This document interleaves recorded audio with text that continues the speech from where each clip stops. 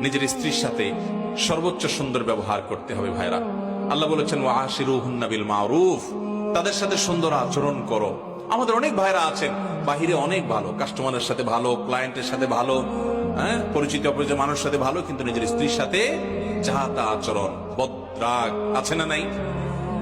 বেচারের উপরে যত রকমের টর্চার, অবিচার, গালমন্দ, বাজে কথা ঘরে ঘরে। অনেক লোক আছে বাহিরে অনেক সভ্য ভদ্র, ওনাকে মানুষ অনেক ভালো জানে, কিন্তু ওনার বউ জানে ওনার চরিত্রের হাল কি, ঠিক না? এই জন্য নবী করিম সাল্লাল্লাহু আলাইহি ওয়াসাল্লাম বলেছেন যে খায়রুকুম খায়রুকুম লিআহলি ওয়া আনা খায়রুকুম লিআহলি। তিনি বলেছেন তোমাদের মধ্যে সবচেয়ে ভালো মানুষ কে? এই মাহফিলের মধ্যে সবচেয়ে ভালো মানুষ কে? যে তার পরিবারের কাছে, কোন কোন হাদিস তিনি স্ত্রীকে নির্দিষ্ট করে বলে দিয়েছেন যে তার স্ত্রীর কাছে ভালো। অর্থাৎ স্ত্রী যদি বলে দিল থেকে যে আমার সাহেব, আমার স্বামী ওনার মতো মানুষ হয় না, উনি আসলে একজন অমায়িক ভালো মানুষ,